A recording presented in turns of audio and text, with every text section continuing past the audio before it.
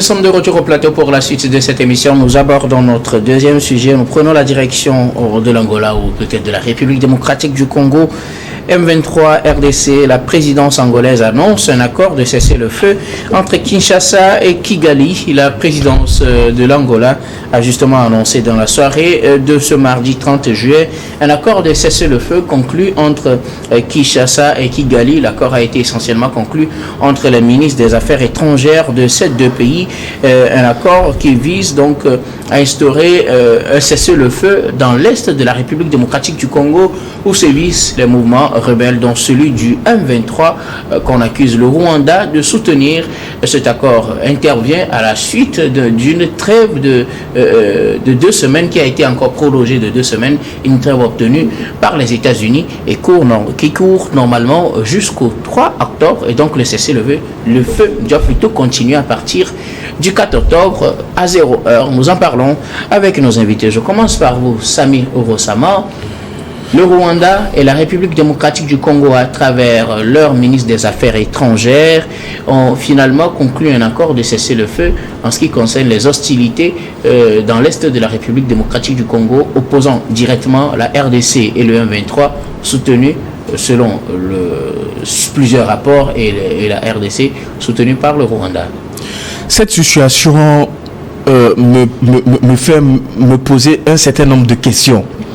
Comment est-ce qu'on peut permettre à ce que un groupe d'individus, de personnes qui se réunit et qui se dote d'un certain nombre de matériel militaire et qui puisse venir s'attaquer à un État souverain, à un État reconnu sur le plan international, qui dispose d'une souveraineté à l'échelle internationale. Comment est-ce que l'Organisation des Nations Unies peut permettre à ce que cela se produise? Comment est-ce que la communauté des États de l'Afrique centrale, je pense qu'ils sont au niveau de l'Afrique centrale, si je ne me trompe, comment est-ce que cette organisation peut permettre à ce que ces choses-là se produisent? Qu'un groupe d'individus vienne attaquer un territoire indépendant qui dispose d'une souveraineté sur son territoire, comment est-ce qu'on peut permettre cela? Comment est-ce que les États-Unis peuvent permettre à ce que ces choses-là se produisent et qu'ils viennent en médiateur pour obtenir je ne sais quoi? Comment est-ce qu'on peut permettre à ce que ces choses-là se produisent sur le territoire? Vous avez la RDC, la République démocratique du Congo, qui dispose d'un certain nombre de richesses. Et ça, c'est Dieu qui a décidé unilatéralement de faire don à ce pays-là de telles richesses. Et vous avez un groupe d'individus, je ne sais pas ce à quoi ils réclament, je ne sais pas ce qu'ils réclament véritablement, même si on appartient à un État, qu'on n'est pas d'accord avec cet État, rien ne nous permet de prendre des armes et se tourner contre cet État-là. Mais au nom de quoi on peut permettre que cela se produise et qu'on puisse se retrouver quelque part à Luanda, en Angola, et qu'on dise que bon, on obtient un cessez-le-feu. Mais c'est une plaisanterie. Je pense que la RDC a besoin d'un dirigeant fort. La RDC a besoin d'un président qui, face à de telles situations, qu'il puisse prendre sa responsabilité vis-à-vis de l'histoire, qu'il puisse engager l'armée de la République démocratique du Congo et qu'on élimine ces individus-là qui se réclament du mouvement du 23 mars, parce que derrière ça, c'est une guerre de procuration. C'est le Rwanda qui est en train de s'attaquer à un État. Comment est-ce qu'on peut permettre en ce 21e siècle qu'un État comme le Rwanda attaque la RDC? Comment est-ce qu'on peut permettre cela? Et qu'on nous parle de cesser le feu, on nous parle de trêve humanitaire, parce que ces gens-là, ils ont des intérêts en RDC. Parce que ces gens-là, qui se bousculent pour, je ne sais quoi, assurer un rôle de médiation, parce que eux, ils ont intérêt que cette situation-là perdure, qu'ils puissent profiter de cette situation-là, parce que le nord-est donc de la RDC échappe à l'autorité de l'État. Vous savez que dans cette partie-là, il y a énormément de richesses. Ils profitent de cela. Le Rwanda profite du chaos qui règne dans cette partie de la RDC. Les États-Unis et tous ces pays-là qui se bousculent, comment l'appelle-t-on, derrière ce conflit-là, comme quoi ils veulent jouer le samaritain ou ils veulent jouer au pompier. Je pense véritablement que monsieur Antoine Tshisekedi doit prendre ses responsabilités vis-à-vis de l'histoire. Je pense que avant les élections, il avait tenu un certain nombre de propos. Moi, je pensais qu'il allait agir véritablement. Il avait dit que si le Rwanda attaque la RDC, parce que le Rwanda ne peut pas se permettre d'attaquer comme ça la RDC, c'est par l'entremise du M23 qu'ils vont continuer par mener des incursions et pouvoir profiter des ressources naturelles. Donc il avait tenu des propos que si le Rwanda attaque la RDC, il va réunir le Congrès, c'est-à-dire il va réunir l'Assemblée nationale, le Sénat, et il va déclarer la guerre au Rwanda. Mais sauf que c'était des propos électoraux. C'était des propos électoraux. Ce monsieur voulait être réélu à la tête donc de l'État. Est-ce que vous l'avez vu encore réagir? Vous l'avez vu encore brandir la menace contre cette situation? Non. Parce qu'en réalité, ce pourquoi il est toujours à la tête de ce pays-là, c'est parce qu'il a des soutiens derrière. Ceux qui veulent qu'il soit à la tête là, c'est eux qui tirent le comment l'appelle-t-on, la ficelle derrière cela. Moi, je pense véritablement que les Congolais et les Congolaises doivent prendre leurs responsabilités vis-à-vis de l'histoire. Je pense qu'ils doivent pouvoir se mobiliser. Ils doivent pouvoir défendre l'intégrité de leur territoire et chasser ces individus, ces terroristes qui essaient de diviser le territoire de la RDC parce qu'à un moment donné, certains ont jugé bon de faire ce que bon leur semble, de venir s'attaquer à un territoire indépendant, souverain, pour pouvoir profiter de ressources naturelles de ce pays. Ce cessez-le-feu n'ira pas loin. Vous avez vu la trêve humanitaire? Où est-ce qu'elle est allée où? On a déjà signalé un certain nombre de violences dans cette partie-là. Parce que ce soi-disant chemin humanitaire-là, vous savez ce qu'ils font rentrer dans cette partie? Les organisations humanitaires, ils viennent d'où? Ces organisations humanitaires-là, qui sont ceux qui envoient du matériel, je dirais, des vivres, des produits médicaux, qui sont ceux qui envoient cela? Mais posez-vous la question, qui sont ceux qui envoient? Ce ne sont pas les Africains qui envoient, ce n'est pas l'organisation des États de l'Afrique centrale qui envoie cela, ce n'est pas l'Union africaine qui envoie. Mais ce sont ces ONG-là, ces ONG internationales, qui ont derrière elles des grandes puissances, des puissances au plan international, qui financent ces ONG-là. Et Dieu seul sait, parce que à l'heure où nous parlons, la RDC ne contrôle pas la partie nord-est de son territoire. Dieu seul sait ce qu'ils font rentrer quand ils disent de créer le chemin humanitaire. Donc c'est le fait. Je pense que ça n'ira pas loin du tout. Ils veulent profiter également de cette trêve-là. Je ne sais pas ce qu'ils sont en train de manigancer, mais c'est pour pouvoir perpétrer un certain nombre de forfaitures également dans cette partie. Et cette guerre-là restera interminable si les premiers responsables de la RDC ne prennent pas leurs responsabilités en main et disent que c'est fini une fois de bon et remettre le Rwanda à sa place. Merci beaucoup à vous, Samir Ourosama. Alors, Firmin Teko Abo, le ministre des Affaires étrangères de la RDC et du Rwanda se sont mis d'accord selon ce communiqué, en tout cas de l'Ouganda, oui, justement, ce communiqué de l'Ouganda, ils se sont mis d'accord pour la mise en œuvre d'un cessez-le-feu qui doit entrer en vigueur à partir du 4 août prochain à 0 heure. Je pense que c'est une décision qui doit normalement faire plaisir au président de la RDC, Antoine Félix Tshisekedi. Mais si ça en était le cas, moi je le prendrais pour un naïf. S'il me dit qu'il est heureux, parce que j'ai lu quelque part que la France aussi salue cet accord. Donc, la Belgique également. La Belgique également, et surtout la Belgique, le Congo belge. Donc, si le président, le chef de l'État congolais s'en réjouissait également, moi je le prendrais pour un naïf. Samir Ourosama a dit quelque chose tout à l'heure, mais je pense qu'il connaît la réalité, mais il ne veut pas peut-être la dire directement. La RDC a besoin d'un homme fort. Vous savez, la RDC a eu son indépendance avec Patrice Lumumba. Patrice Lumumba pouvait dire que c'était un homme fort qui avait une certaine ambition pour le pays. Mais tout de suite, il a compris que la RDC ne lui appartenait pas. Deuxième chose, il est parti. Qui lui a succédé au pouvoir? Mobutu Sese Seko, Wazabanga Kukubengo. qui lui a succédé. Kukubengu Wazabanga. Mobutu, on va le dire ensemble. Mobutu, Sese Seko, Kukubengu Wazabanga. Donc, Mobutu qui arrive au pouvoir avec l'aide des Américains. Lui aussi commet cette erreur. En 1960, il est venu dans les années 60. En 1900, dans les années 70, il est allé à la tribune des Nations Unies et il raconte sa vie. Alors que tout ce qu'il disait, c'était vrai. Parce qu'il s'est rendu compte que quand tu es arrivé là, quand tu viens dans ce palais-là, tu te rends compte qu'en réalité, ce n'est pas toi qui dirige. Et il allait dénoncer. C'est depuis cela que sa mort a été décrétée.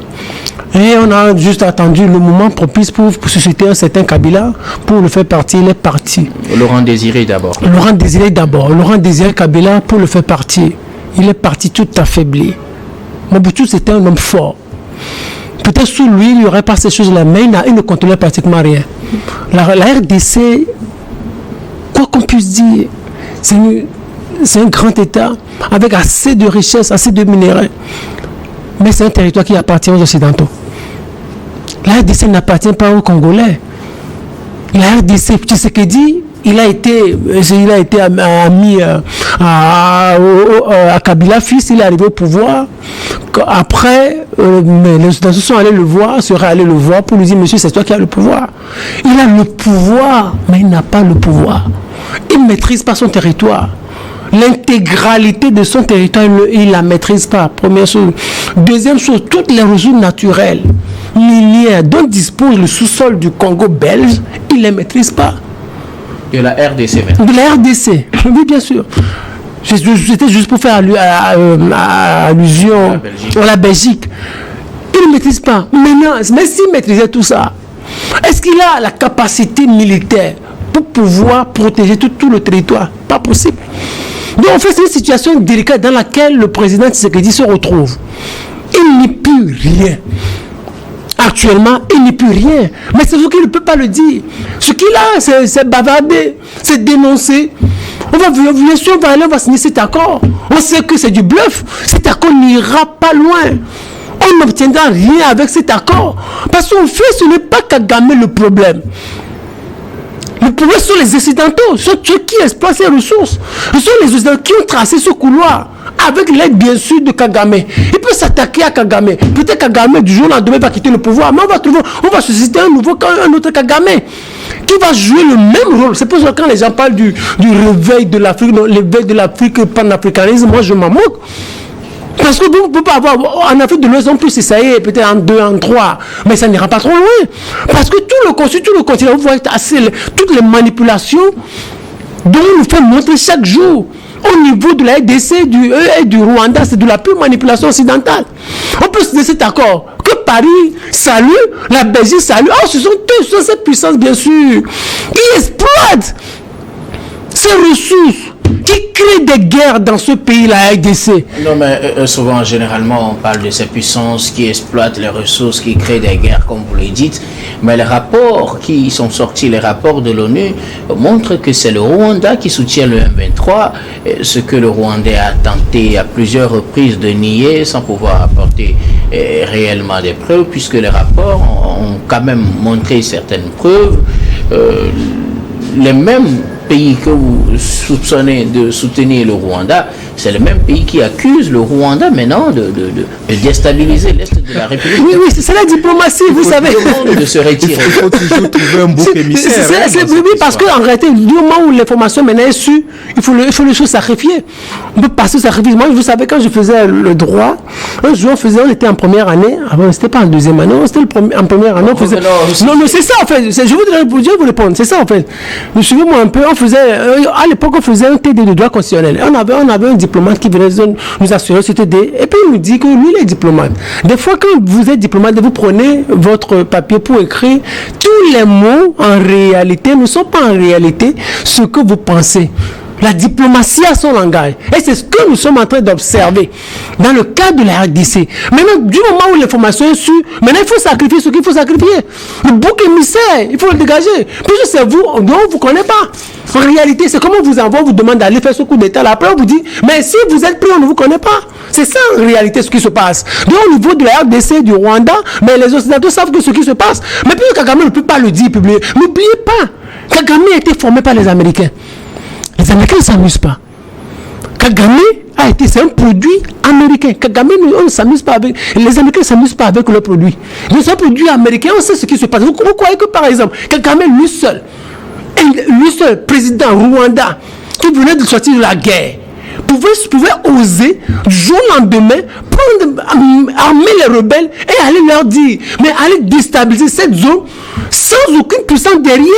Et il faut que laisser fonctionner cela jusqu'à présent sans aucune puissance derrière. C'est parce que Kagame, il sait sur quoi il compte. On vous a toujours dit qu'en réalité, à la fin de chaque année, suivez la carte géologique du Rwanda.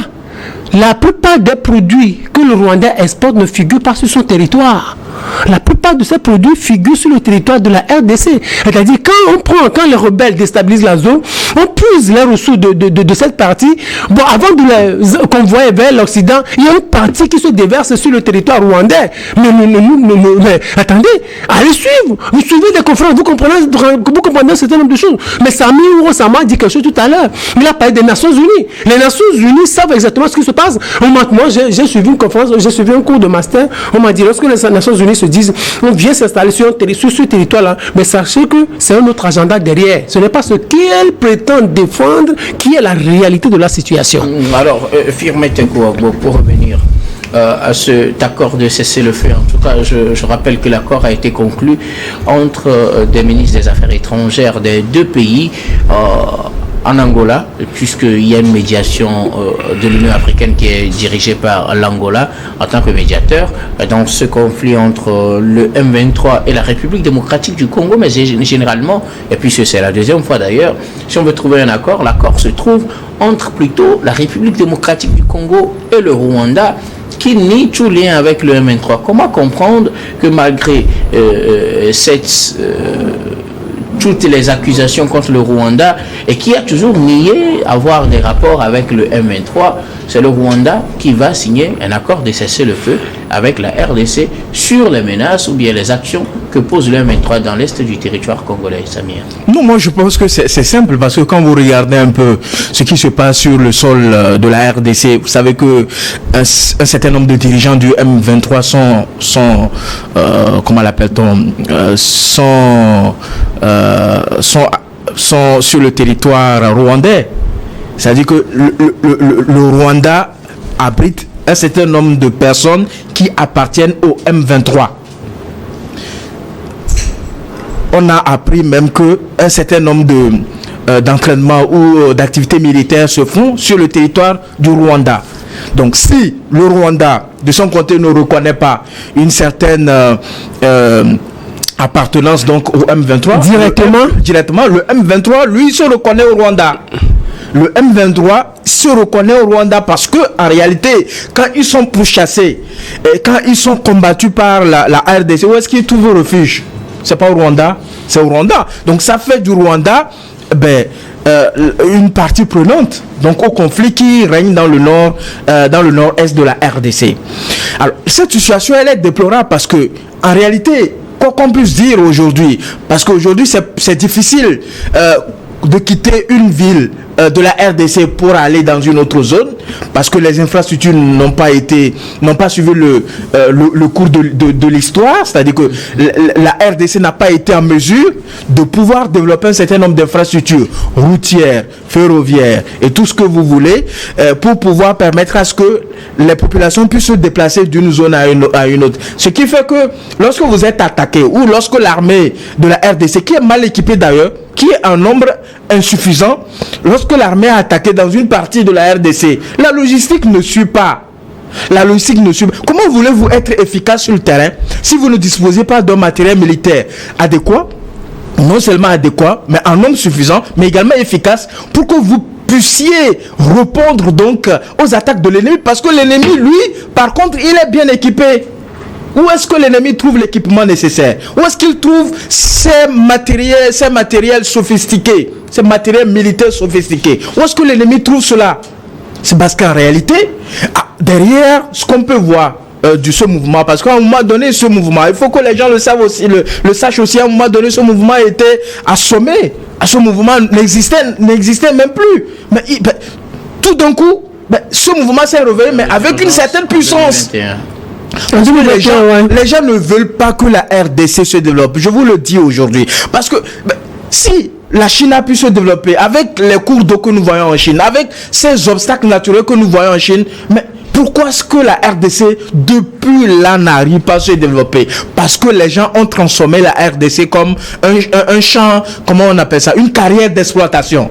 C'est-à-dire que lorsque nous avons besoin de quelque chose, ces gens-là, ils se connaissent, hein, je ne vais pas appeler le nom de quelqu'un, ils se connaissent. Lorsqu'ils ont besoin de quelque chose, pour pouvoir faire tourner une usine, pour pouvoir fabriquer telle chose ou telle autre, ils savent qu'en Afrique, ils ont un réservoir, ils ont une carrière où ils peuvent venir se servir comme il le faut. Et donc, ils se servent là-bas. Et comme l'Africain, il est très naïf, excusez-moi, l'Africain est très naïf, c'est-à-dire que dans le monde, parmi les peuples qu'on peut manipuler facilement, il y a l'Africain. C'est-à-dire que c'est l'Africain qu'on vient dire qu'en réalité, nous te proposons ceci.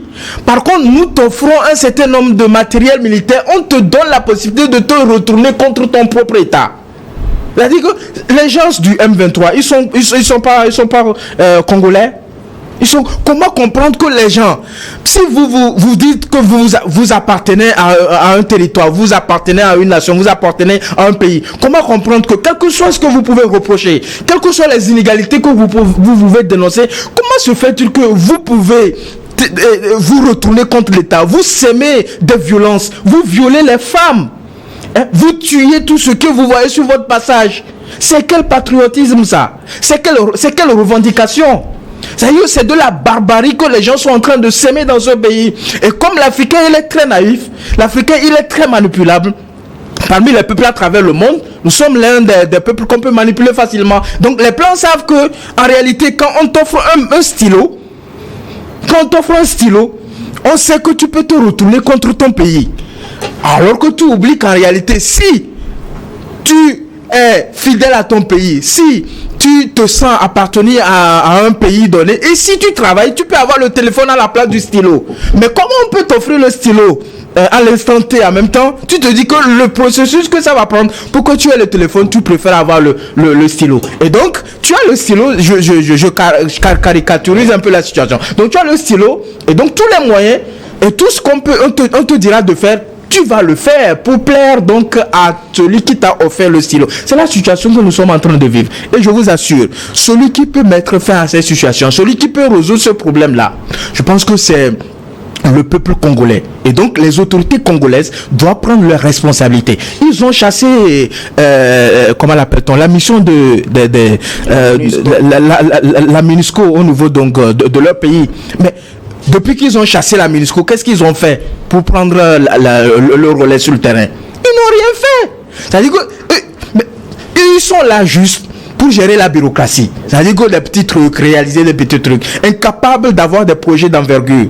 Donc, de défier la nature, de dire qu'en réalité, nous avons des cours d'eau qui traversent notre pays, nous avons un certain nombre d'obstacles. Les gens ont dit que nous ne pouvons pas faire, nous ne pouvons pas, comment l'appelle-t-on, traverser traverser ces obstacles-là et réaliser des choses incroyables, comme la Chine l'a fait, comme Singapour l'a fait, comme un certain nombre de pays qui étaient à la même situation que dans laquelle nous étions après les indépendances. Et je pense que nous devons, nous Africains, prendre conscience qu'en réalité, aucun blanc, aucune puissance occidentale ne viendra bâtir le pays à notre place. Et c'est à nous de bâtir. Et lorsqu'il y a des problèmes, nous devons prendre nos responsabilités et mettre fin à ce problème-là pour le bien-être de nos populations. Merci beaucoup à vous, Samir Orosama. Alors, Firmin, je disais, le Rwanda a toujours nié tout lien avec le M23, mais c'est pour les actions du M23, le Rwanda qu'on va voir pour signer un accord de cessez-le-feu. Comment comprendre cela?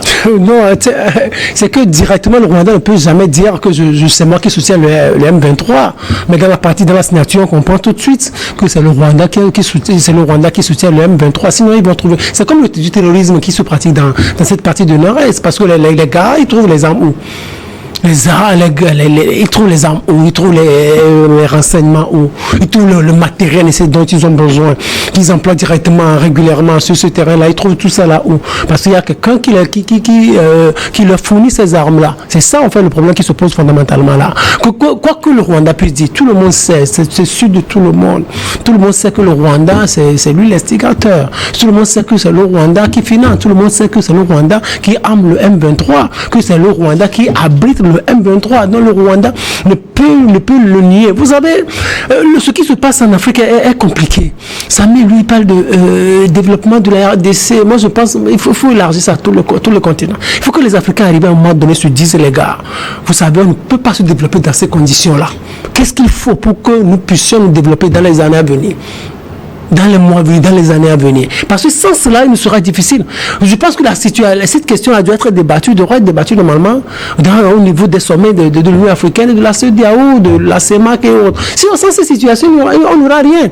Parce que, par exemple, Tshisekedi va encore faire son quinquennat, il va partir, un autre va venir, il va être aussi manipulé de la même manière, et il n'y aura rien qui changera en RDC. Mais il faut que ces dirigeants-là, les députés congolais, le gouvernement congolais se disent, mais les gars, il faut qu'on se développe. Qu'est-ce qu'on peut faire? Bien sûr, les Occidentaux ne peuvent pas vivre aujourd'hui en autarcie. Mais qu'est-ce qu'il faut faire? Qu'est-ce qu'il faut proposer aux Occidentaux? C'est vous qui maîtrisez le territoire. Parce qu'en réalité, ce qui se passe, c'est que nous n'avons pas l'expertise nécessaire pour pouvoir développer nos continents.